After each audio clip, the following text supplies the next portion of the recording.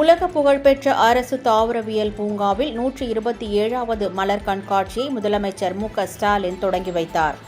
சுற்றுலா பயணிகளை கவர இந்த ஆண்டு பிரம்மாண்டமான அரண்மனை நுழைவு வாயில், அரண்மனை, ராஜா சிம்மாசனம், ராணி, அரண்மனை காவலர்கள், யானை, புலி, அன்னப்பறவை, கல்லணை மதகு உள்ளிட்ட மலர் அலங்கார சிற்பங்களை முதலமைச்சர் கண்டு ரசித்தார்.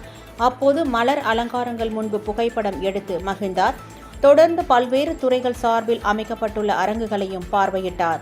பின்னர் நீலகிரி மாவட்டத்தில் வாழும் தோடர், கோத்தர் பழங்குடியின மக்களின் கலாச்சார நடனம், படுகர் இன மக்களின் கலாச்சார நடனம், பரதநாட்டியம் மற்றும் முதல் முறையாக திபெத்தியர்களின் கலாச்சார நடனத்தையும் கண்டு களித்தார்.